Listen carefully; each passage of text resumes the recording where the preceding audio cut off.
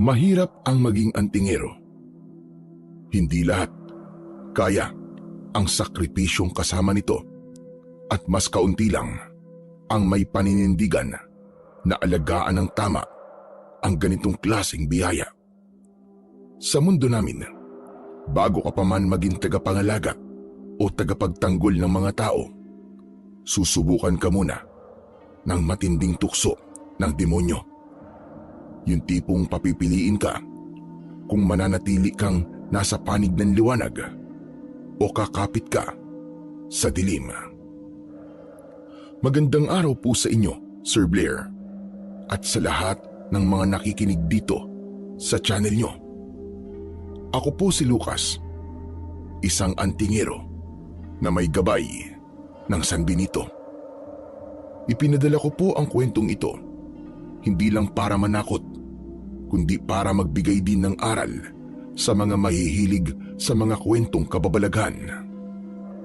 Ang maririnig niyo po ngayon ay hindi lang basta bakbakan ng aswang at tao.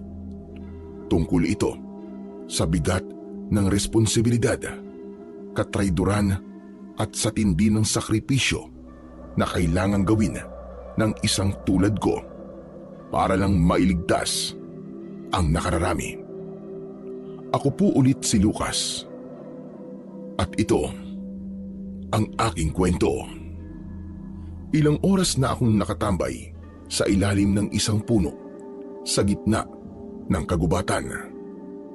Nangangawit na ang mga binti ko sa pagkakatayo, ngunit hindi pwedeng umalis at hindi pwedeng mainip dahil nararamdaman kong umiinit na naman ang suot kong medalyon ng San Benito. Isa lang ang ibig sabihin nito, may aswang o masamang elemento sa paligid. Maya-maya, may narinig akong mahihinang yabag.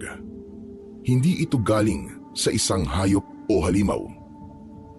Alam ko ito dahil isa sa kakayahan ko ay marunong akong makakilala ng tunog ng mga paa sa lupa. Lumingon ako sa gawing kanan ko, sa likuran ng mga matataas na palumpong ng damo, at mula doon ay may figura na dahan-dahang lumalapit. Nanlaki ang mga mata ko nang makilala kung sino ito sa tulong ng sinag ng buwan. JJ? Hey, Kuya Lucas! Tumigil siya at nagkamot ng ulo bago lumapit sa akin. Hindi talaga ako makapaniwala na sinundan ako ng nakababata kong kapatid na si JJ. Pero hindi na rin bago yun sa akin dahil likas na talaga sa kanya ang pagiging makulit, mausisa at hindi mapakali sa bahay. At isa pa, ay palagi siyang naghahanap ng atensyon, palibhasa ay bunso. Bagamat hindi na bago sa akin ang ganong ugali, ay hindi ko pa rin napigilang mainis. Hinawakan ko siya ng maigpit sa kanyang braso. Agad kong tinignan ang paligid para makasigurong walang ibang nakapansin o nakasunod sa kanya. Ikaw talaga, anong ginagawa mo rito? Sinundan mo ba ako mula sa bahay, ha? Oo kuya. Gusto ko kasing sumami. Palagi ka na lang kasing umaalis sa gabi. Gusto kong malaman kung anong ginagawa mo rito. Para malaman ang ginagawa ko. Bakit? Ano bang ginagawa ko, ha? Aba, malay ko sa'yo kuya. Ikaw lang nakakaalam nun. Ay nako, ang kulit mo talagang bata ka. Dapat di ka na sumunod dito. Delikado dito sa gubat. Hindi ito lugar ng mga batang katulad mo. Hindi na ako bata kuya. Saka hindi naman ako mapapano dito eh. May proteksyon ako, tignan mo oh. Ipinakita niya sa akin ang kanyang mga kamay. Nakita kong may hawak siyang punyal.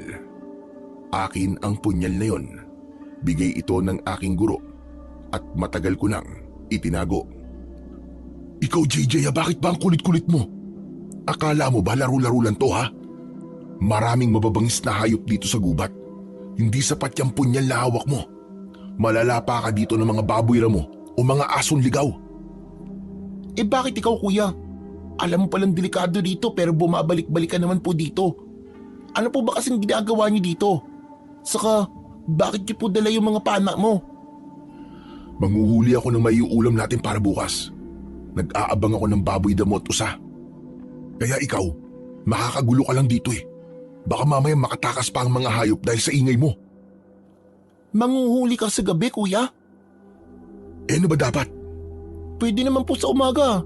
Mas makikita mo yung hayop sa umaga. Tignan mo oh. Paano po kayo makakahuli dito kung ang dilim-dilim ng paligid? May tinatago ka sa akin no? Aminin mo na kuya. Sa mga sandaling ito, ay muntik ko nang mabatukan ang kapatid ko. Kaya lang, ay natigilan ako nang biglang uminit ng gusto ang aking medalyon. Ibig sabihin, ay may malapit na panganib.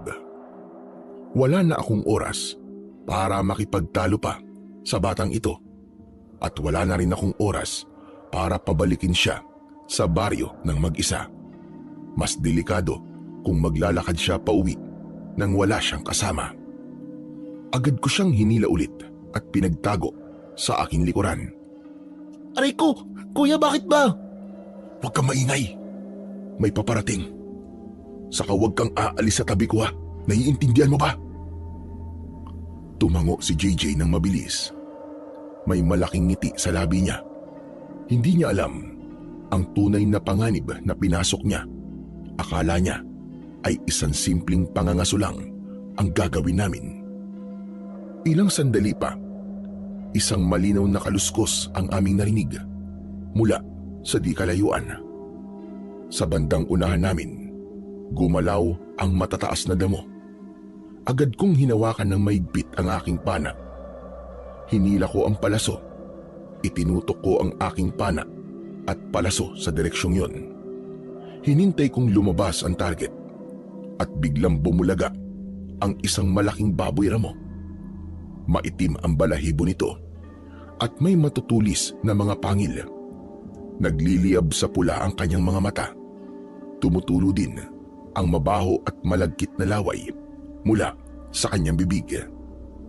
Nanlamig ako nang mapansing nakatitig ang baboy ramo sa bandang likuran ko. Nakatingin ng halimaw kay JJ. Siya ang puntirya ng aswang.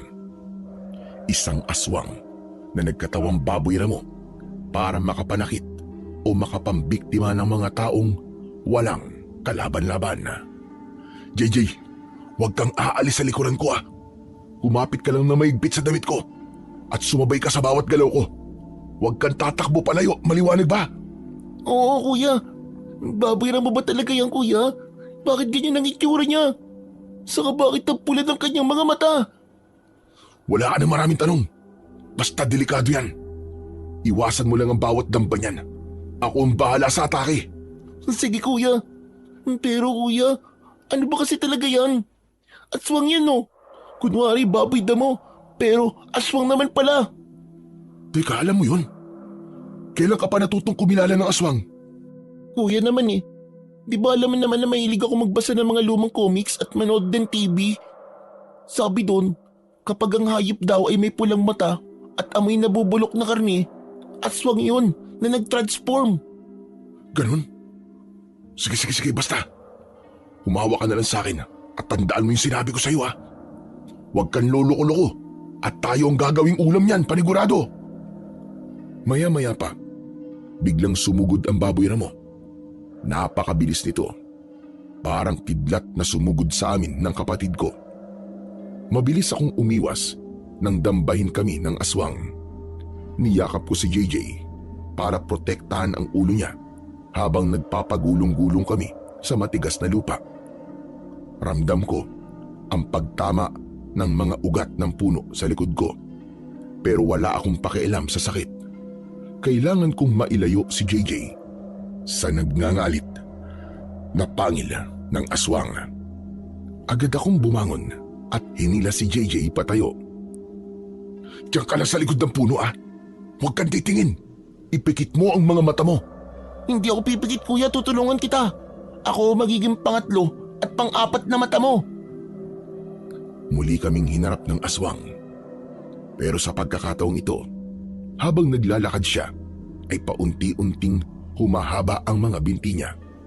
Naglalagutukan ang mga buto niya na parabang mga tuyong sanga na binabali. Ang itim na balahibo ay naging tila balat ng tao na kulay abo at puno ng mga naglalakihang ugat. Agad kong binanat ulit ang palaso at pinakawalan.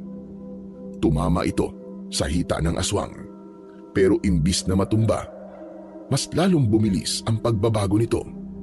Nakatayo na ito sa dalawang paa at nakita ko ang anyo ng isang matandang babae na may mahahabang kuko at pangil. Nakasusulasok ang amoy nito at meron din siyang mapulang mga mata na animo ay bolang apoy. Mabilis na lumundag ito sa hangin. Target niya ang leeg ko. Sinalubong ko ang aswang gamit ang hawakan ng aking pana para harangin ang mga kuko niya. Nagkatitigan kami ng halimaw. Ang baho ng hininga niya, amoy imbornal at nabubulok na bangkay. Malakas siya at aaminin kong medyo nadadaig niya ako, kaya naman nailapat niya ang kanyang mga kuko sa aking balikat. Ramdam ko ang pagbaon ng mga ito sa balat ko at ang mga pangil niya ay ilang pulgada na lang mula sa leeg ko. Ginamit ko ang lahat ng lakas ko para pigilan ang paglapit ng mukha niya, pero nahihirapan ako. Unti-unting bumibigay ang braso ko. JJ, tumakbo ka na! Umalis ka na rito! Bilisan mo! Sinabi ko yon dahil kinakabahan ako. Ayokong dumating ang oras na baka magapi ako ng aswang at pati ang kapatid ko ay kanyang saktan. Pero hindi sumagot si JJ. Akala ko ay tuloy na siyang binalot ng takot habang nakatago sa likod ng puno. Pero biglang nanlaki ang mapupulang mga mata ng aswang. Nawala ang puwersa ng pagkakadiin ng kuko niya sa akin. Dahan-dahang lumuwag din ang hawak niya sa aking pana hanggang sa tuluyan na siyang bumitaw at bumagsak ng patihaya sa lupa.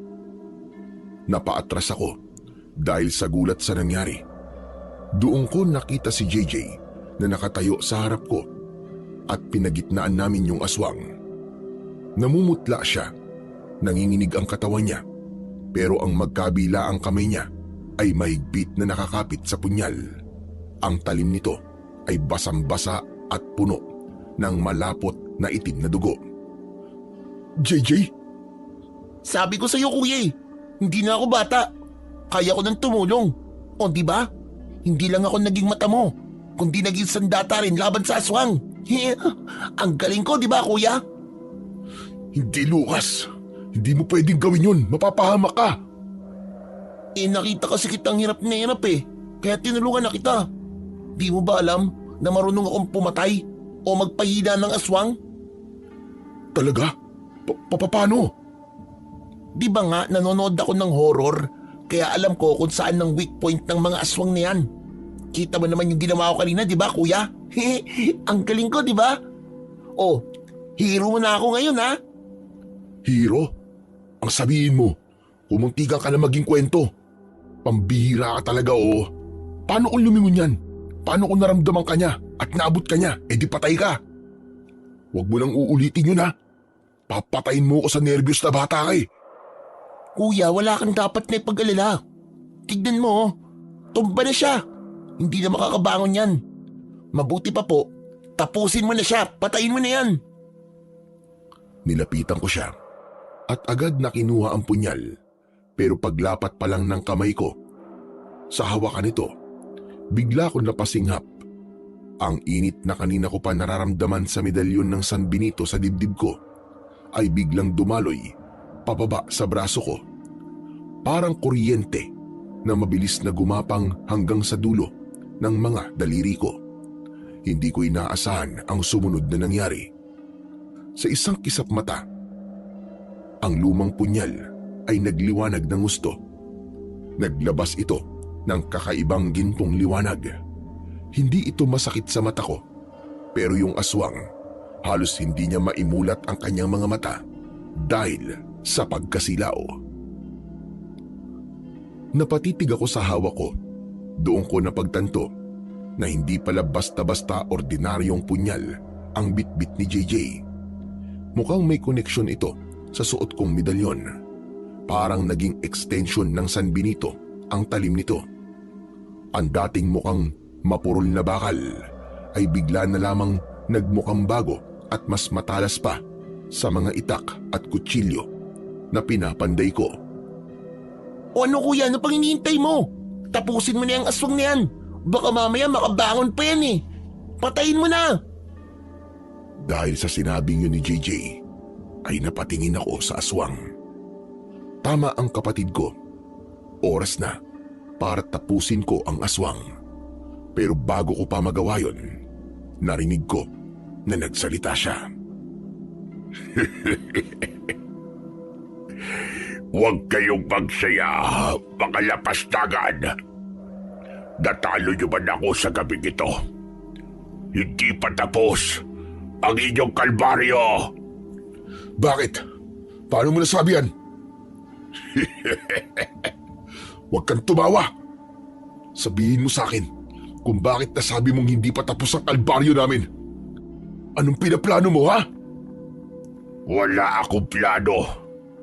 Pero yung mga nakakataas sa akin meron. Sige na, tapusin mo na ako. Pero ito't sasabihin ko sa'yo. Isa lang akong alipin. Isang maliit na utosan na may misyong magmanman dito sa inyong baryo. Naihatid ko na sa kanila ang impormasyong kailangan nila. Kaya humanda kayo. May paparating na mas malakas sa akin. Mas mabangis. Mas gutom sa dugo. At laban ng tao. Sabihin mo sa akin, sino tinutukoy mo? Magsalita ka! Sabihin mo! Ang aming pinuno, si Romana, sasakupin niya ang baryo ninyo. Kukunin niya ang lahat ng bata. Papatay niya ang lahat ng mga kalaban. Dudurugin niya ang mga nakaharang tulad mo. Isang mahinang antingero. Kailan? Kailan sila darating? Sabihin mo!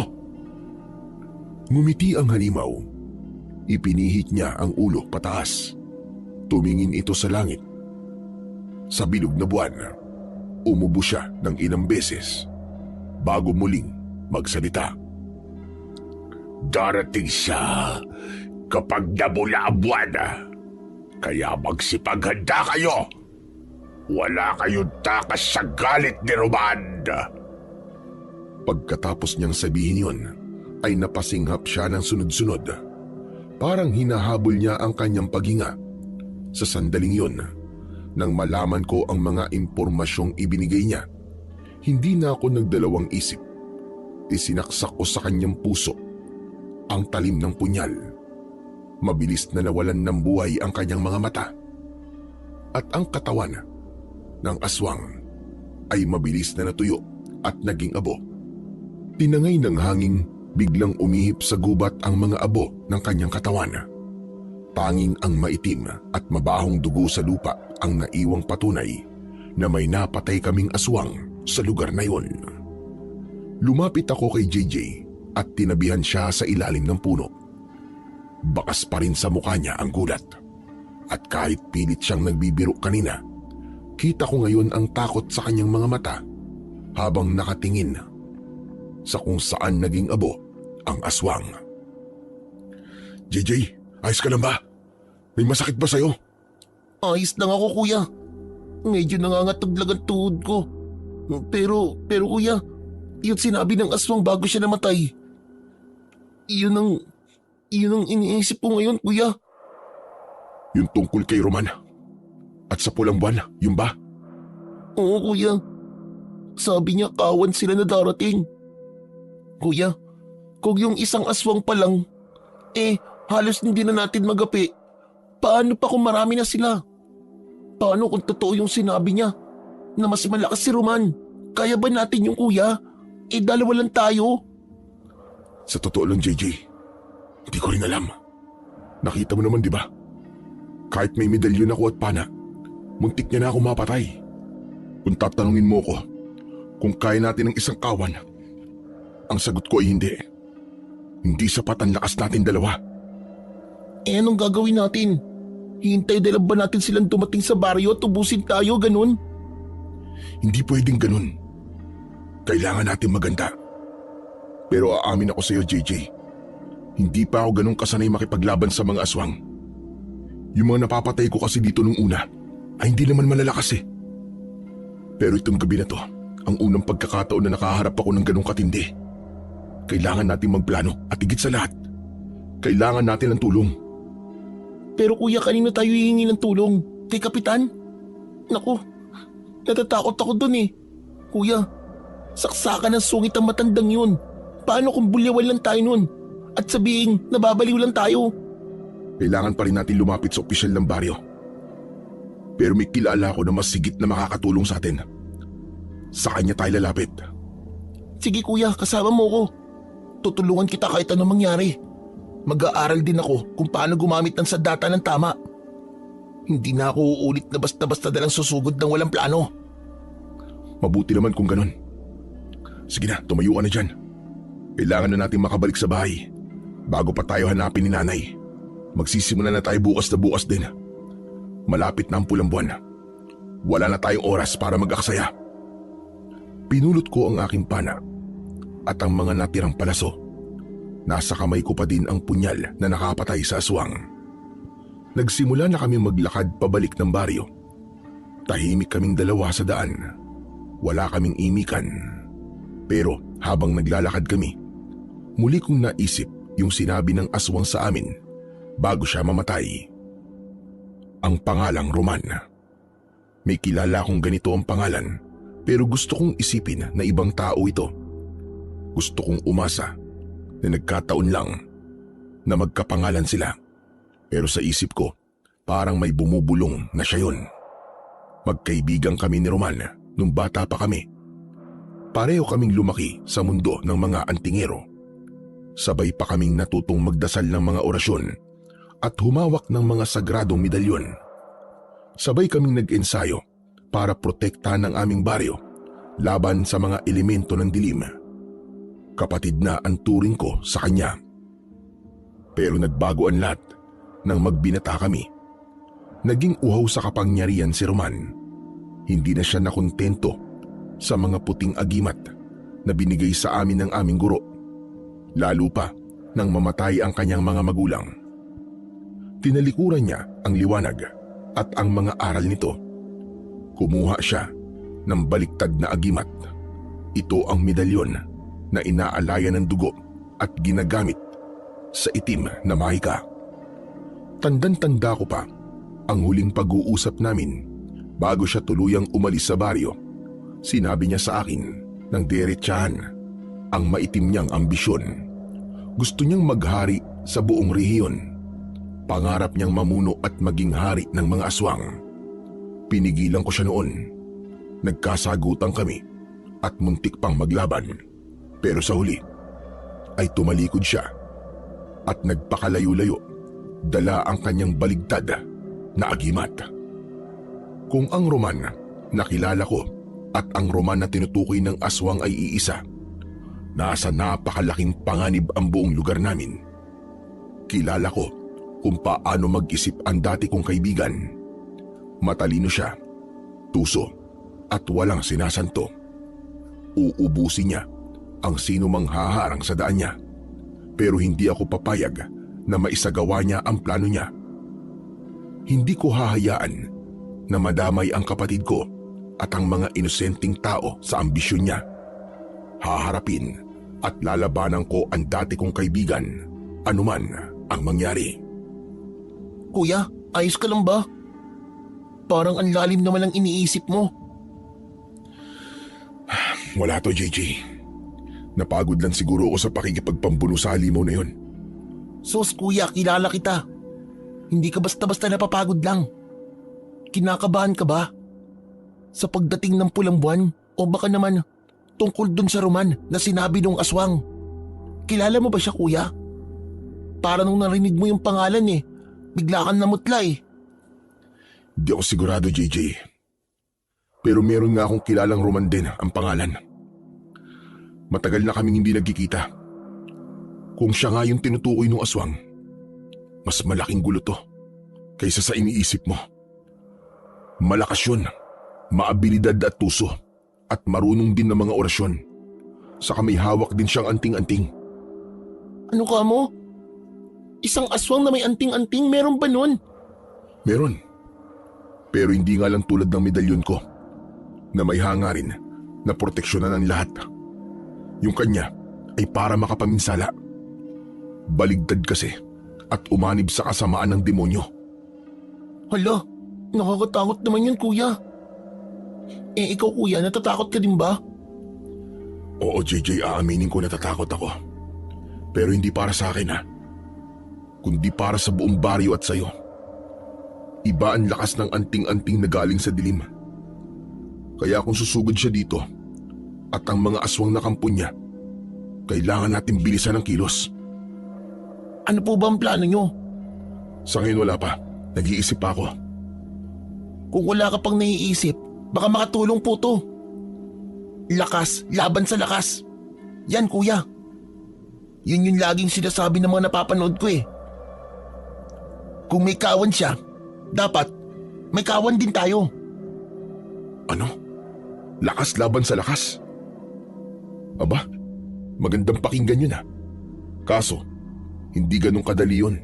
Paano tayo makakahanap ng maraming kakampi? Pagtatawanan lang tayo kapag sinabi natin sa kanila ang problema natin.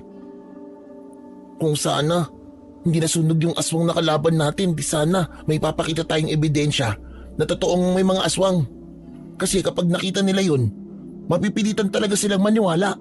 At kapag nangyari yun, kusa silang sasama sa atin para makipaglaban upang bigyan ng proteksyon ng kanilang mga pamilya, di ba kuya? Yun na nga Ang mga aswang kasi na napapatay ko, nagiging abo talaga sila. Wala tuloy tayong mabitbit na patunay sa sinasabi natin. Pero kuya, di ba sabi mo may makakatulong sa atin? Baka naman pwede niya tayong tulungan na makumbinsi ang mga tao. Imposible yun. Kasi yung matanda na yun na sinasabi kong makakatulong sa atin ay hindi kinikilala ng karamihan sa baryo.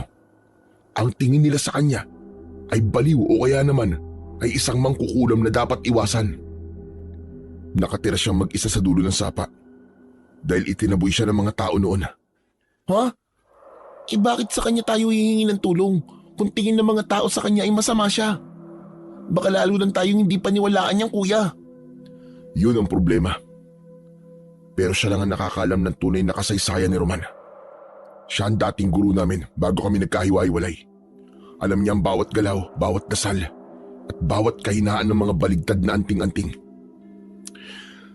Kung may makakapagturo sa atin kung paano talunin ng isang tulad ni Roman, siya lang yun.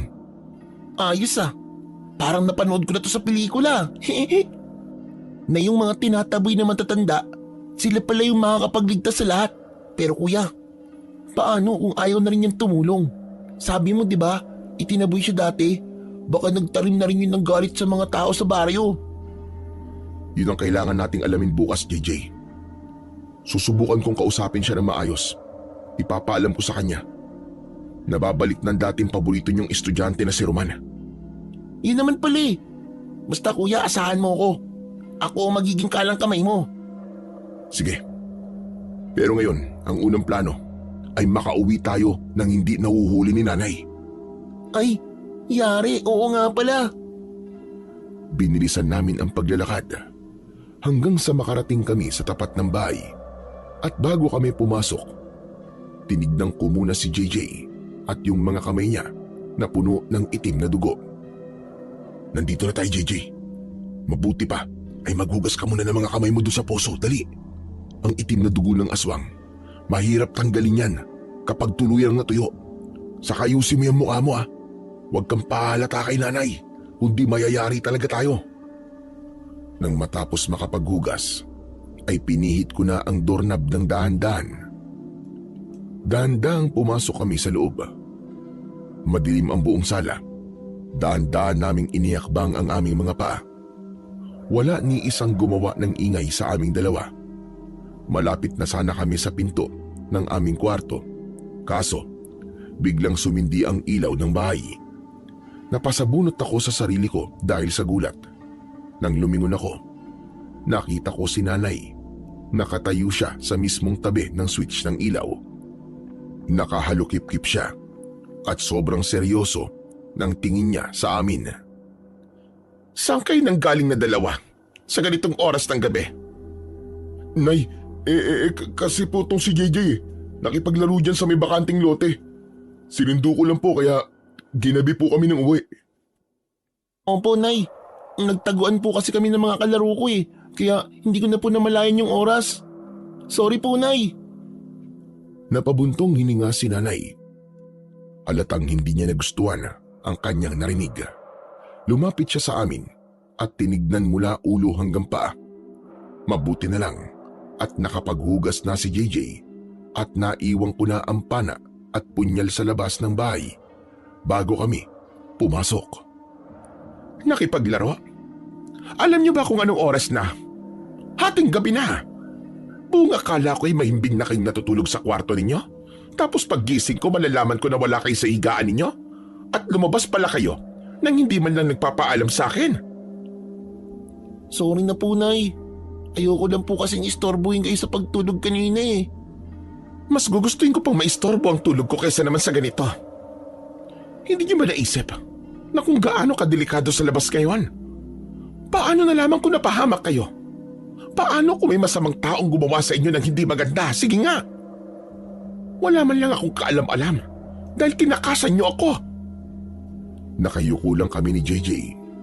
Hindi na kami makasagot dahil totoo naman ang lahat ng sinasabi ng nanay namin. Kung alam lang niya kung gaano siya kalapit sa katotohanan na muntik na talaga kaming mapahamak. Lucas, ikaw ang panganay. Ikaw ang dapat nagtuturo ng tama sa kapatid mo at nagbabantay sa kanya. Hindi yung ikaw pa ang kasabwat sa pagpuslit niya sa gabi.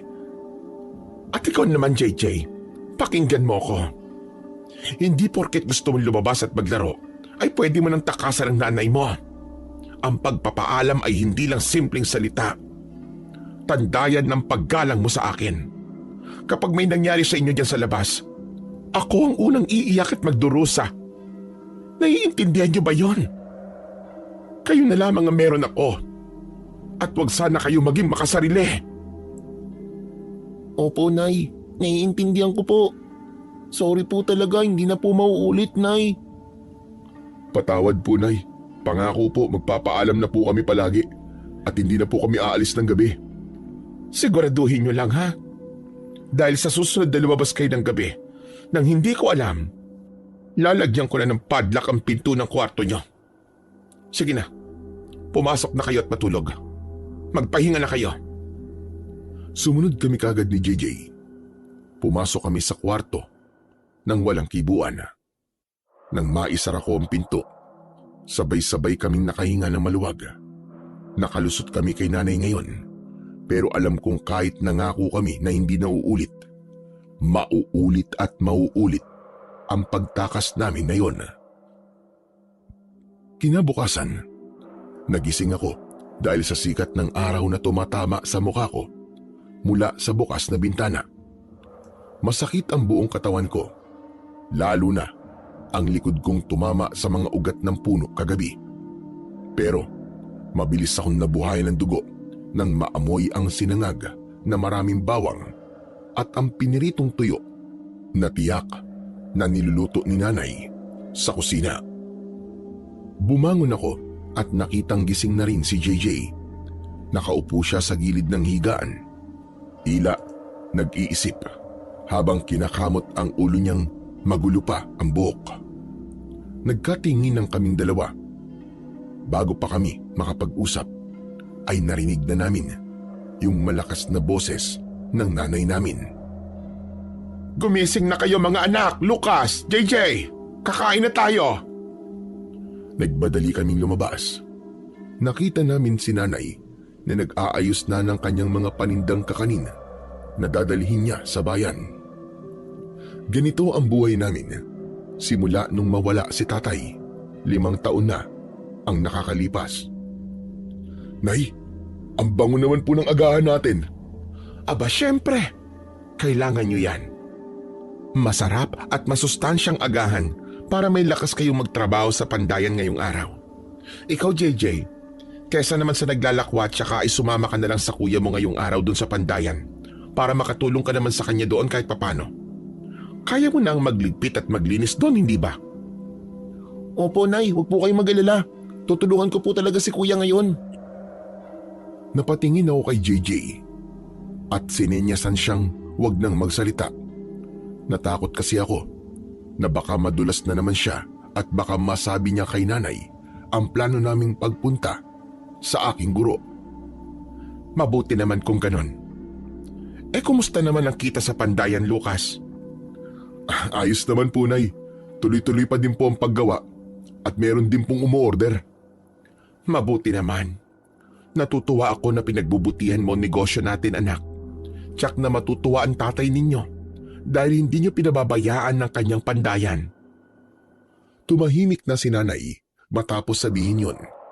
Samantala, ang pandayan na sinasabi ni nanay ay ang naiwang hanap buhay ng tatay namin sa amin. Si tatay ang pinakamagaling na panday sa lugar namin.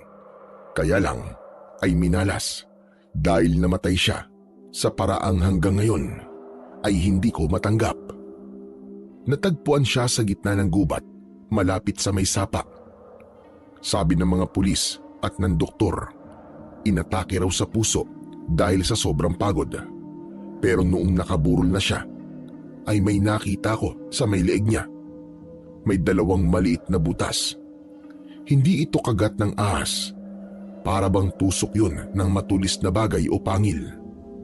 Doon nagsimula ang hinala ko na hindi tao ang pumatay sa kanya. Lucas, anak, ano bang iniisip mo? Bigla ka na lamang natulala dyan. Wala po, Nay. O siya, sige na. Kumain na kayong 2 magkapatid. Mauuna na ako sa inyo, ha? Medyo tinanghali ako ng gising ngayong araw. Kayo na ang bahala rito sa bahay natin. Baka hapon na rin ako makabalik dahil may aasikasuhin pa ako sa bayan pagkatapos ko magtinda. Yung mga biling ko sa inyo, ha? Huwag niyong kakalimutan. Mag-ingat kayo. Opo, Nay. Kayo din po, Nay. Mag-iingat po kayo. Nang makaalis si nanay papuntang palengke, ay mabilis naming inubos ang aming pagkain. Iniligpit namin agad ang mga pinagkainan at hinugasan para wala ng kalat. Matapos yun, ay naghanda na kami sa gagawin naming pagpunta kay Cabino. Ang pagpunta sa kanyang lugar ay hindi madali. Nakatira kasi siya sa pinakadulo ng baryo kung saan ay tatawid pa ng isang malawak na sapa at aakyat sa isang burol na puno ng mga kawayan. Ang lugar na ito ay iniiwasan na ng mga tao. Naglakad na kami ni JJ. Kuya, malayo pa ba? Malapit na tayo. Huwag kang maingay. At baka mamaya may makakita sa atin na taga-baryo at marinig pa ang pag-uusap natin. Ayaw nating malaman ng kahit na sino ang pagpunta natin kay Cabino. At mas lalo namang ayaw nating malaman to ni nanay, di ba? Kaya tumahimik ka lang. Dami mong reklamo eh. Oo, kuya. Naku, dahil kung hindi, malalagot talaga tayo. Tapos isermon na naman tayo ni nanay kapag nalaman niya to. Nagpatuloy kami sa paglalakad. Hanggang sa marating namin ang dulo ng baryo. Nakita na rin namin ang sapa, pero tuyot na ang ilang bahagi nito. Pero ang mga bato ay madudulas pa rin. Maingat kaming tumawid dito at nang makatawid na ay hinawi ko ang matataas na talahib.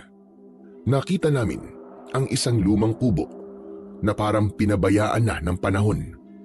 Nakatayo ito sa ilalim ng isang dambuhalong puno ng dita. Walang ibang bahay sa paligid. Ayos. Nandito na tayo, JJ. Diyan ka lang sa likod ko, ha. Sige po, kuya. Lumapit kami sa hagdan ng kubo. Sakto namang may lumabas na matanda mula sa loob at kagad ko siyang nakilala. Siya na nga si Cabino. Malaki na ang pinagbago ng kanyang anyo. mula nang huli kaming nagkita. Puti na ang lahat ng buhok niya at kulubot na din ang kanyang balat. Lucas, ikaw ba yan? Opo, Kabino, ako nga po ito. Aba, ang laki mo na, Lucas. Halos hindi na kita nakilala.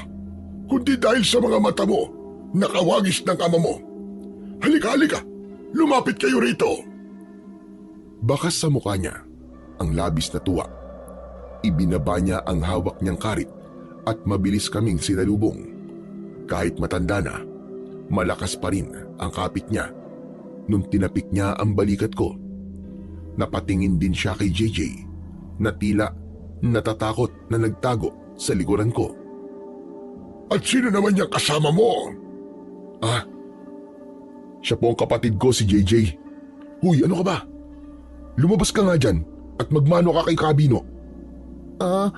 Opo kuya. Kabino, mano po. Kaawaan ka ng Diyos, JJ.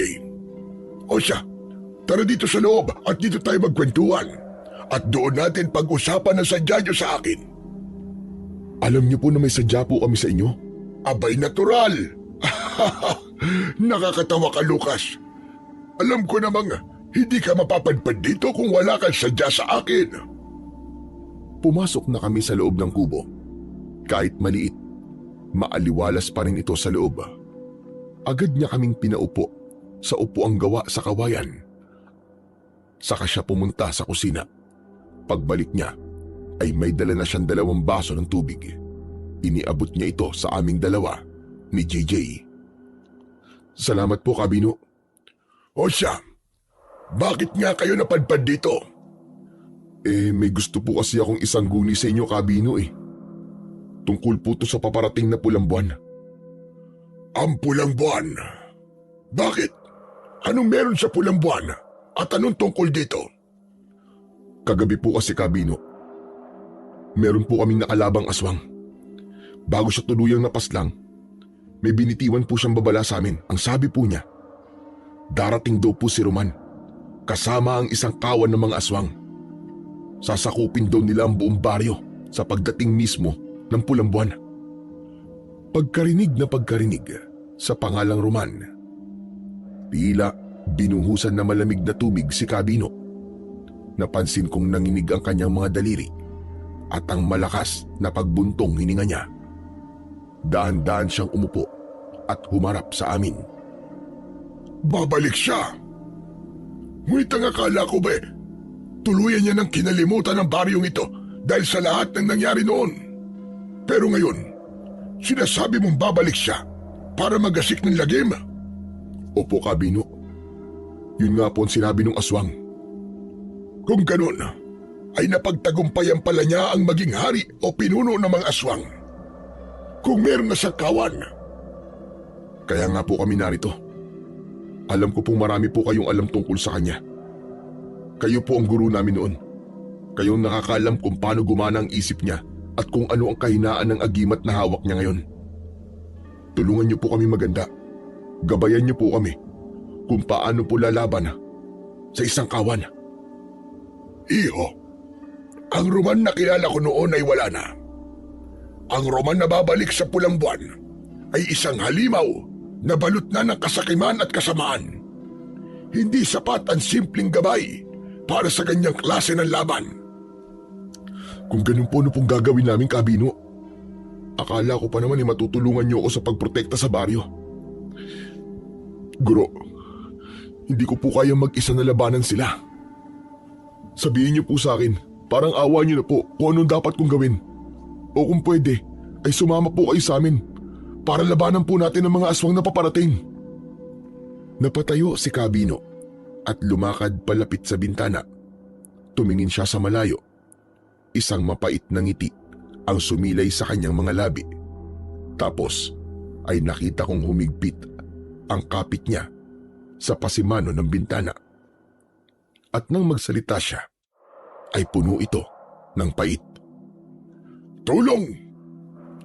Gusto niyo akong bumalik doon para iligtas sa mga taong nagtaboy sa akin? Aba, Lucas, nakalimutan mo na ba? Itinakwil na ako ng baryong yon. Pinagbintangan nila akong mangkukulam. Sinunog ang dati kong dampa at muntik na akong patayin kung hindi lang ako nakatakas. Tapos ngayong may panganib na hatid ng dati kong estudyante, sa kanyo ko maaalala. Totoo po yun. Matandang mangkukulam nga po ang tawag sa inyo ng mga tao, kaya nga po walang nangangas po na pumunta dito dahil po takot po sila sa inyo eh. JJ, ano ka ba? Hindi mo dapat sinasabi yan kay Kabino. Nakita mo na. Mabuti pa itong bata, Lucas. Hindi nagsisinungaling sa akin. Hindi ako kailangan ng baryo ninyo. Bahala kayo sa problema ninyo. Totoo po sinasabi ng mga tao yun, Kabino. Pero hindi po pwede. Hindi niyo po kami tulungan kasi marami po mamamatay na tao kapag hindi po kayo gumawa ng paraan. Pati mga taong walang kinalaman po sa pagpapalaya sa inyo, madadamay po. Problema na ng baryo nyo yan. Hindi ko na problema yon. Matagal na akong patay sa paningin nila. Kaya hayaan nyo silang harapin ang bunga ng mga ginawa nila noon. Hindi. Hindi ko sila tutulungan. Hindi ako sasama sa inyo. Kabino naman. Dahil ba to kay Roman? Alam ko po kung gaano niyo po siya naging paborito noon. Kahit naging masama siya, naging anak pa rin ang turing niyo sa kanya, di ba? Kaya ba ayaw niyo kaming tulungan?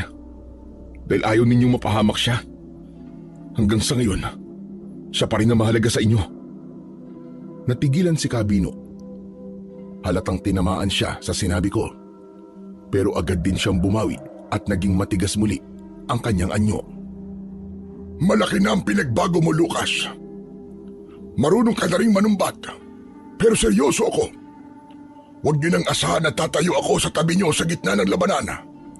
Laban niyo yan. Laban ng baryo yan. Laban sa halimaw na sila din naman ang may gawa. Dito lang ako at wala akong kakampihan sa inyong dalawa. Hindi lang po ako nagbago. Mukhang kayo rin nagbago na. Naging matigas na ang puso ninyo. Pero ang laban na to, laban to ng kabutihan laban sa kasamaan. Hindi pwedeng nakaupo lang kayo rito habang may nangyayaring masama sa paligid ninyo. Kailangan nyo ring mamili ng panig na inyong aaniban. Hindi pwedeng wala kayong kampiyan. Dahil kapag dumating ang pulang buwan, walang ligtas. Kahit kayo hindi kayo makakatakas sa bagsik ni Roman. Hindi madaling mamili, Lucas. Kaya mas pinipili ko na lamang na pumagitna. Kung gano'n, maghihintay na lang po kayo rito habang alam ninyo na may malaking panganib na parating. Ha, Kabino, ganun ba? Hindi naman po lahat ng tao sa baryo ay may kasalanan sa inyo. Kaya sana, kahit doon na lang sa iilan na walang kinalaman sa nangyari sa inyo noon, magbigay man lang kayo ng konsiderasyon. Huwag niyo naman po silang hayaang madamay sa galit ninyo at sa kasamaan ni Roman. Nasabi ko nasabi ko, Lucas. Wala kayong aasahang tulong sa akin. Kung gusto ninyong mabuhay, huwag kayong umasa sa isang matandang matagal nyo ng tinalikuran. Kung yan po ang pasya nyo, ayos lang. Sige, aalis na po kami. Pero sana, bago dumating ang gabing yun, maisip nyo po na hindi lahat ng mga tao sa baryo ay kaaway ninyo. Lumabas na kami ng kubo ni JJ. Masama ang loob ko, pero hindi ko siya masisisi. Hindi rin biro ang dinanas niya sa kamay ng mga mapanghusgang kababaryo namin. Dati, si Kabino ang takbuhan ng lahat kapag may nagkakasakit. Pero nagbago ang respeto nila nung kumalat ang isang misteryosong sakit kung saan tila nauubusan ng dugo ang mga bata hanggang sa mamatay. Ang totoo, si Romana ang may gawa ng lahat.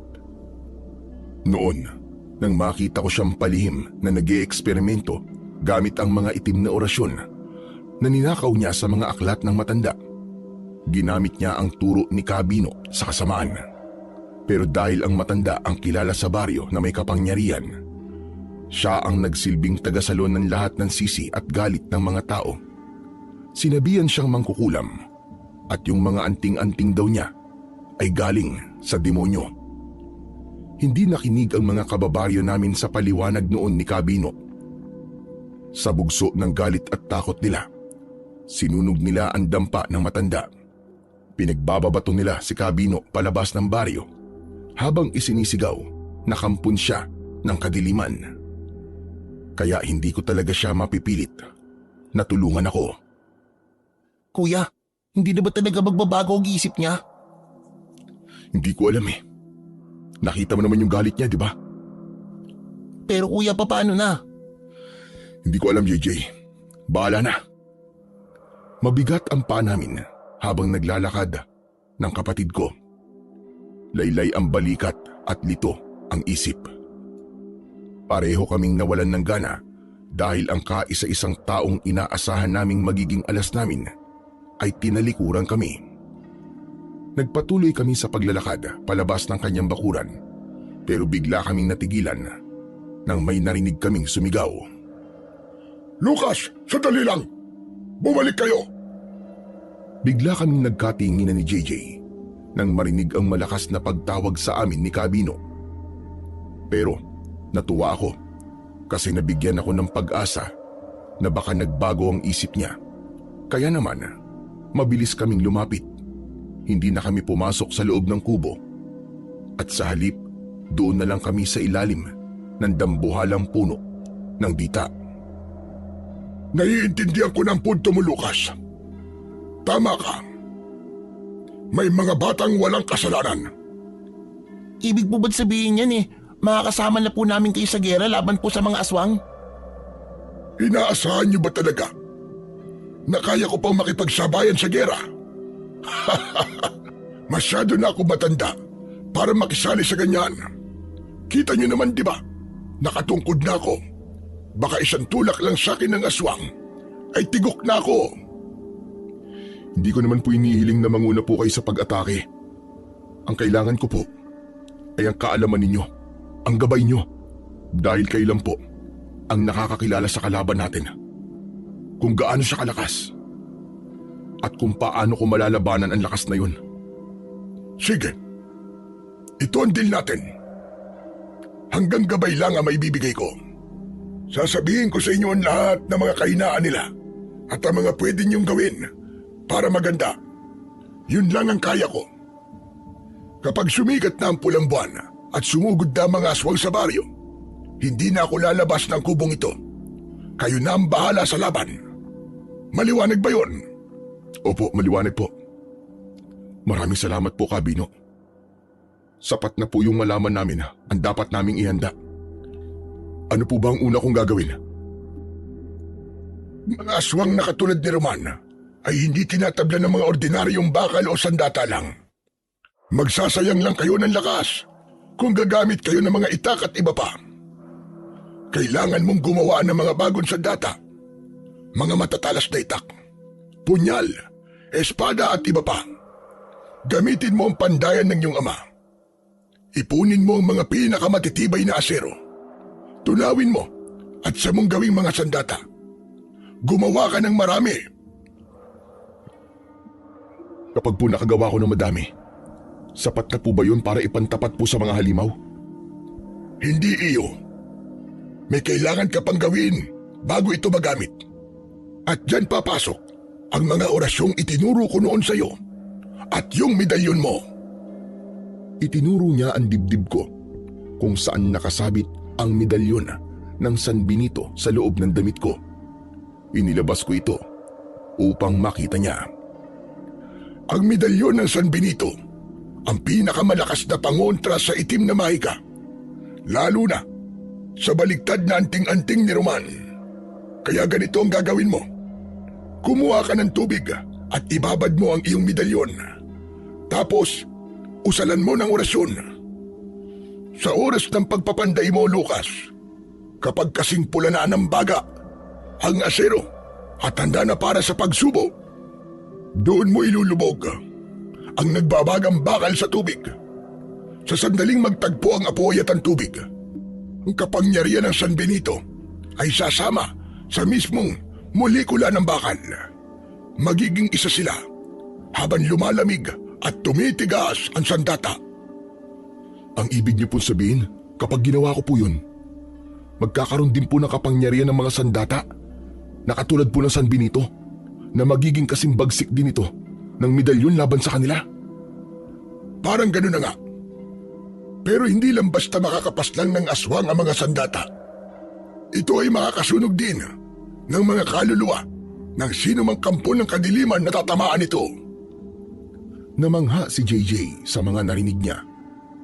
Lumapit siya ng kaunti sa lamesa, tutok na tutok sa mga instruksyon ni Kabino. Wow, ang galing! Ibig sabihin po nun, kahit sino pong humawak ng sandata ay makakapatay ng aswang, kahit hindi antingero. Oo, JJ. Basta't may tapang at pananampalataya ang hahawak. Tatalab at tatalaban sa data.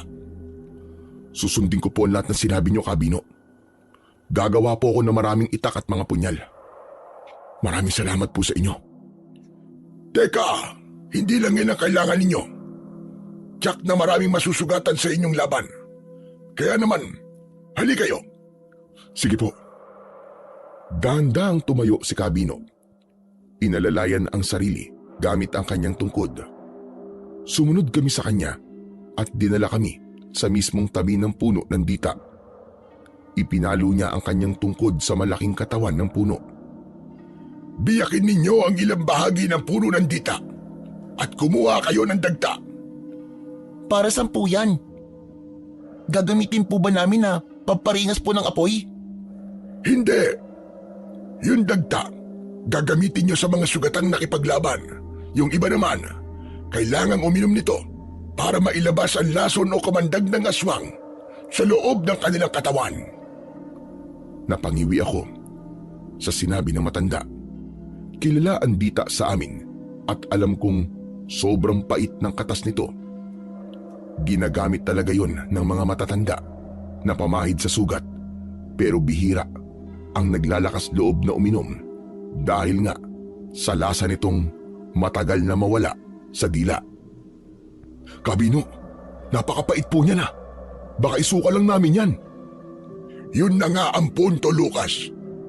Yung pait niya na kailangang pampasuka para mailabas lahat ng dumi at lason na iniwan ng mga aswang sa katawan ninyo. Kung hindi nyo yan iinumin, unti-unting mabubulok ang dugo ninyo hanggang sa maging isa na rin kayo sa kanila. Wala kaming nagawa, kundi ang sumunod na lamang. Gamit ang aking itak, dahan-dahan kong biniyak ang balat ng puno at sinalo ang malagkit at maputing dagta sa garapon. Pagkatapos naming makakuha ng sapat na dagta, ay nagpaalam na kami ni JJ kay Kabino. Aalis na po kami. O sige, umuwi na kayo. Masama ang ihip ng hangin. Baka may mga nagmamasid na sa paligid. Maraming salamat po ulit, Kabino. Mag-iingat din po kayo dito.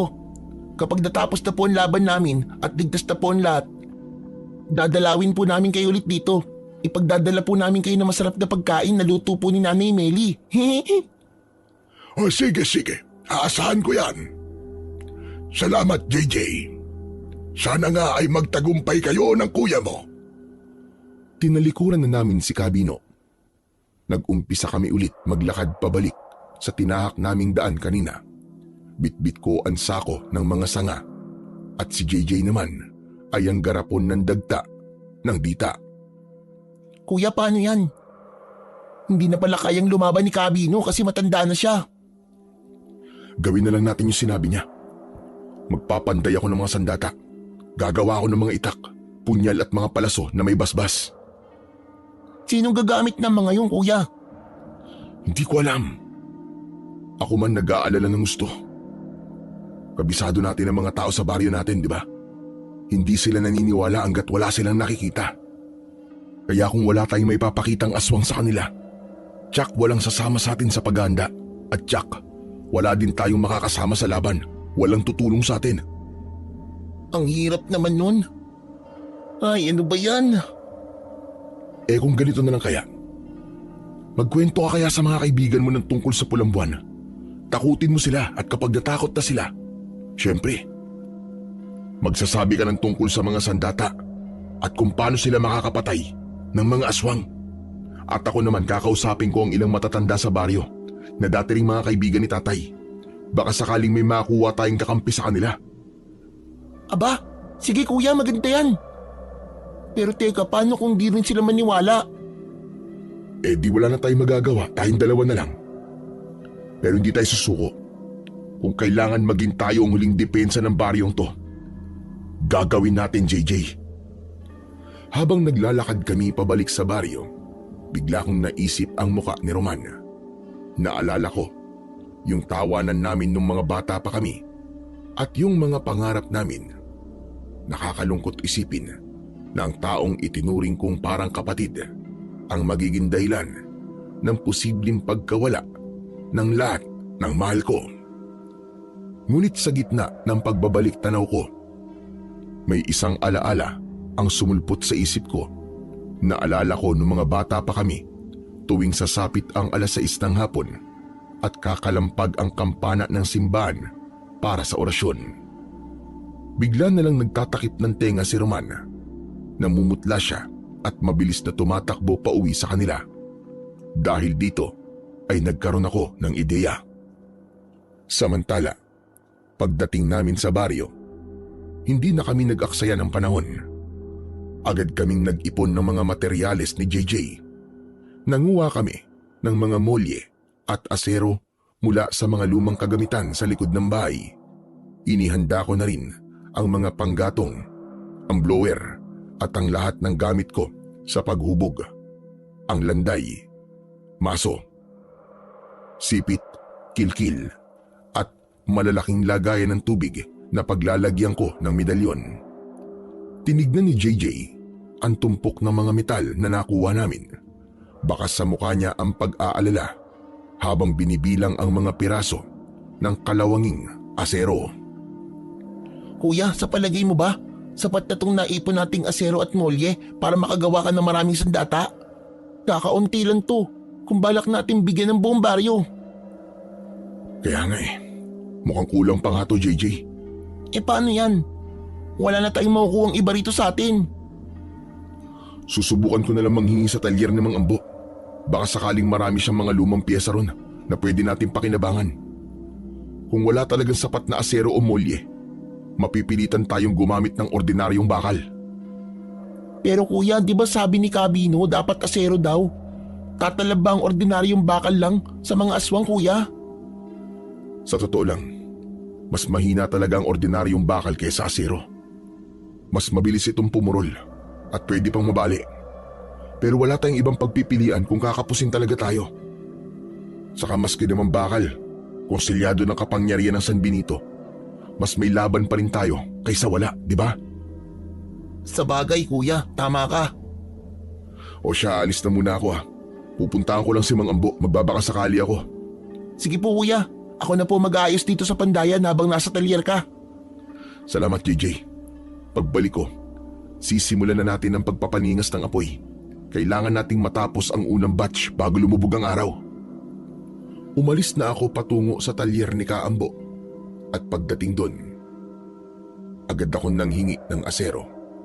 Hindi naman ako binigo ng matanda dahil sadyang mabait at matulungin siya, lalo na't kaibigan din siyang matalik ng aking ama.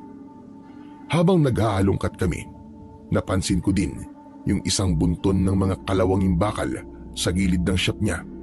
Kahit luma na ang mga yon, alam kong mapapakinabangan pa rin ang bawat piraso para sa dami ng sandatang kailangan naming gawin. Hiningi ko na rin ito sa kanya. Pumayag naman siya, pero kailangan ko daw palitan yon maski isang piraso ng itak na pwede niyang magamit kapag pupunta siya sa bukid. At sa sinabi niyang yon, bigla kong natigilan at muling nagkaroon ng ideya. Agad na akong nagpaalam kay Mang Ambo. Isinakay ko ang mga nakuha kong asero at bakal sa aking kariton at nagmamadali akong bumalik sa pandayan kung saan naghihintay sa akin ang kapatid kong si JJ. Pagdating ko, agad kaming sumabak sa trabaho. Wala nang pahipahinga. Buong maghapon kaming naging abala. Pukpok dito, pukpok doon ang maririnig sa paligid. Dahil dalawa lang kami at kailangan pang idaan sa espesyal na proseso ng pagbabasbas. Ngunit nakagawa pa rin kami ng 10 piraso ng itak sa loob lang ng kalahating araw. Hindi biro ang pagod dahil kailangan dumaan ang bawat isa sa maingat na paghuhubog, paggasa at ang pinakaimportante sa lahat, ang pagsubo sa tubig na may medalyon ni San Benito. Habang ibinubulong ang orasyon na natutunan ko noon kay Cabino, 10 matatalim at makikintab na itak nga ang nagawa namin. Alam kong hindi pa ito sapat para sa buong baryo, pero para sa unang batch, magandang simula na ito. Sa loob ng 3 araw ng walang tigil na paggawa, umabot ng 60 itak ang natapos namin. Halos hindi na kami natutulog ni JJ habang ako ang nagpupukpok at naghubog ng bakal. Siya naman ang tagahasa at tagahanda ng puluhan. Kuya, 6 na po na lahat yan. Sa tingin niyo ba sapat na po ito para sa laban? Sa totoo lang JJ, kulang pa rin yan. Isang kawan ang darating. Hindi lang 1 o 2 aswang. Kung pwede nga lang nating mabigyan ng tig-iisang sandata ang bawat bahay dito sa baryo, gagawin natin eh. Ano kuya? Ipapamigay mo lahat ng pinaghirapan nating gawin? Akala ko ba para lang to sa mga makakasama nating lumaban sa gera? Ibang plano ko JJ. Kung wala tayong makukumbinsi, mas mainam na ipamigay na lang natin ang mga to sa bawat kabayan. Para kahit isang sandata lang ay meron silang magagamit na sandata para ipagtanggol ang kanilang mga sarili. Pero paano sila maniniwala na kailangan nilang gamitin yan? Mahilig sa libre ang mga kababaryo natin. Tatanggapin nila ang mga to kapag ipinamigay natin. At kapag dumating ang araw na dumating na ang mga aswang, mapipilitan sila lumaban. At saka, pagkakataon na rin natin to para makaipon pa ng mga bakal at asero dahil ipapamalita natin na libre ang paggawa natin ng mga itak. Aba oo nga no. Magandang ideya yan kuya. Paano mo naisip yan? Dahil kay Kaambo, matapos niyang ibigay sa akin ng mga bakal, nangingi siya sa akin ng itak bilang kapalit. Doon ako nagka-ideya na ipamigay ito ng libre at kapag nagkulang ang mga materyales, mag-aalok ako ng libreng paggawa. Basta't may mga materyales sila. O di ba? Aba kuya, ayos yun ah. Diskarte lang yan JJ, diskarte. Sa panahon ngayon, kailangan maging wais. Kapag libre ang serbisyo, dudumog ang mga tao. Ang hindi nila alam, habang hinahasa ko ang mga itak nila, nilalagyan ko na rin ang bawat isa ng basbas para maging proteksyon nila. O di ba? Ang talino mo talaga kuya. Ay, siya nga pala. Ipapamigay na ba natin to ngayon? Oo, kaya tipunin mo na yan at kailangan kumilos na tayo. Nagsimula na naming ilagay sa kariton ang mga itak. Kailangan kong bilisan ang oras sa paggawa at pamimigay ng mga sandata para magawa ko na ang susunod kong plano. Inikot namin ang bawat kanto ng baryo. Gaya ng hinala ko, tuwang-tuwa ang mga tao nang abutan namin sila ng libreng itak. Sinabi rin namin na simula bukas, libre na ang paggawa sa pandayan. Basta may dala silang sariling materyales na bakal o asero. Hindi nga kami nagkamali. Kinabukasan, dagsa ang mga tao sa harap ng aming pandayan. Dala ang mga lumang molye, ribar at kung ano-ano pang bakal na nahanap nila sa kanilang mga bakuran. Ang mas maganda pa rito, may ilang lalaki na hindi lang nagpapagawa kundi nag-aalok na rin ng tulong. Ang iba ay tumulong sa pag-ihip ng blower. Ang iba naman ay sa pag-aasa at pagkakabit ng mga puluhan. Malaking bagay yun dahil mas bumilis ang aming produksyon. Sa loob ng ilang araw, halos lahat ng bahay sa baryo ay meron ng mga sandata. Nang masiguro kong armado na ang bawat pamilya, agad kong isinunod ang susunod kong plano. Ang kampana, gabi na at halos tulog na ang buong baryo.